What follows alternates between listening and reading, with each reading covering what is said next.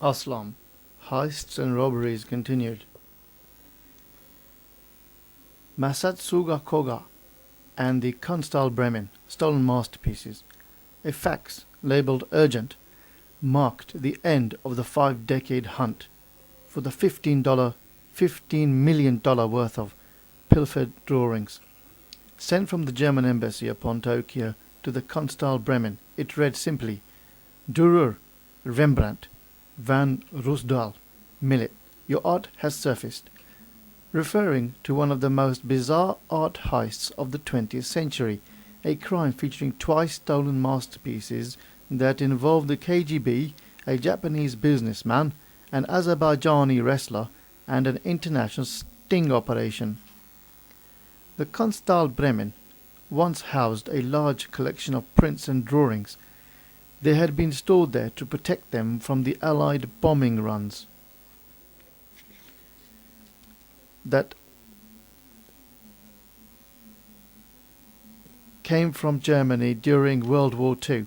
In 1943, to further safeguard their treasures, the Kunsthalle moved the lot to the vaults of Karnzow Castle, north of Berlin.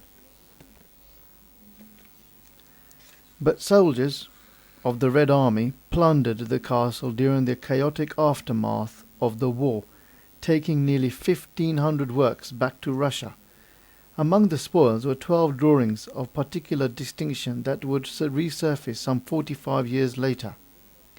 The star of the 12 was Albrecht Dürer's influential Woman's Bathhouse, itself worth $10 million.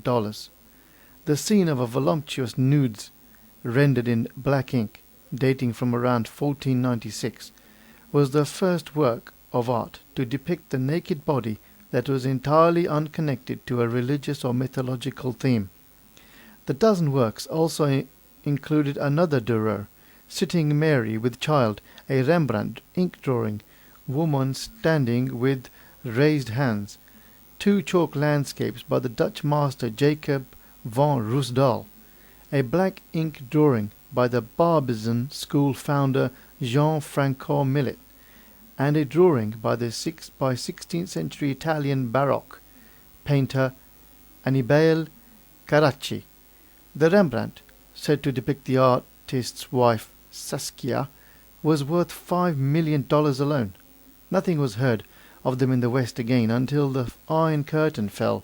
The KGB had donated a number of works, including the drawings taken from Karnzow, to the Azerbaijan State Museum of Art in Baku, and during 1993, German diplomats heard tell of an exhibition planned in Baku that included the 12 missing drawings. In the midst of talks with Germany about repatriating the art of the Kunsthalle Bremen, the pieces were stolen again. Studio International, an art news service in London, described the fiasco as a series of incidents that would put John le Carre's fiction in the shade. The artworks ended up in the hands of Japanese businessman Masatsugu Koga. 4 years passed before Koga, wearing bent wire-rimmed glasses, I don't know whether I pronounced the name right, a rumpled grey flannel suit, and polished but worn shoes, walked into Tokyo's German embassy with photographs of the stolen drawings, claiming they were family heirlooms.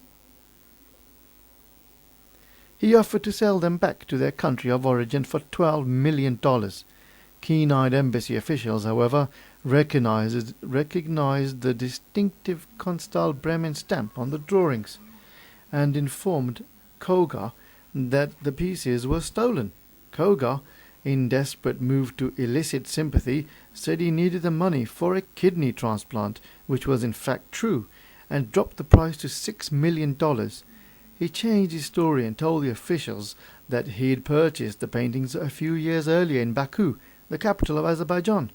The Germans, however, declined his offer and instead alerted Interpol. Officials were able to connect Koga to the wrestling mafia, an organized crime syndicate set up by the group of former Russian professional wrestlers whose reach extended across 3 continents. Koga was a former wrestler himself and was half Russian on the mother's side. Aged 60, he suffered from a kidney disease and had not earned any real money in years. He was in desperate need of cash.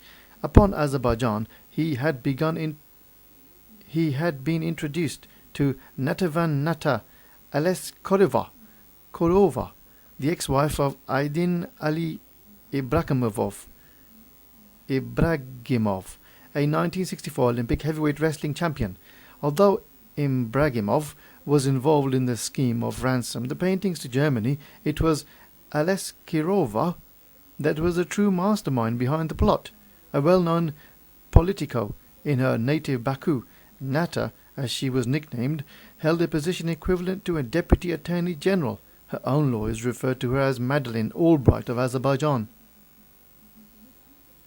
After being turned away in Tokyo, Koga disappeared before resurfacing upon New York a few months later, where he offered the drawings to an auction house, Sotheby's. They declined on the basis that the art carried the Kunsthalle Bremen stamp, but Koga didn't give up. He was back on the map when Bremen museum officials, under the guise of authenticating the artwork, set up a clandestine meeting with him at the fashionable Midtown Manhattan Grand Hyatt Hotel. There to meet Koga were Anne Roeva Kahn, curator of the Bremen Museum, as well as an undercover agent posing as Roeva Kahn's associate. More agents were positioned in a surveillance van outside the hotel. Koga produced half of the 12 missing drawings, including the Doreurs and Rembrandt. Instead of the sale, the drawings were seized and Koga was arrested. Aleskarova caught wind of the bust and immediately flew to New York to try to secure the remaining drawings. United States agents tracked her down through customs and put a tail on her car, but she bolted, initiating a high-speed car chase around Manhattan's Washington Square Park that ended in her capture.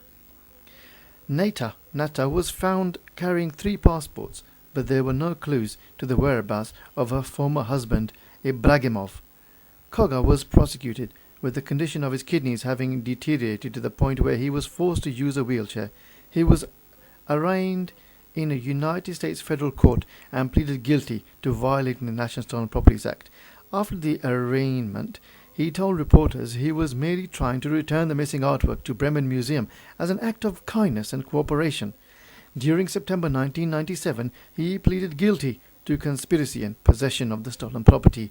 He cooperated with officials, providing crucial evidence against his former associate, Aleskirova, and leading the authorities to the remaining drawings, which were found a month later, unceremoniously stashed under a bed and in a closet inside an apartment rented by Azerbaijani wrestler upon Brooklyn's Little Odessa.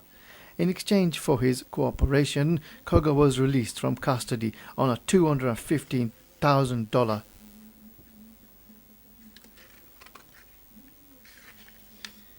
recognizance bond, and once home in Tokyo, he received dialysis treatment. He died before he could receive a kidney transplant.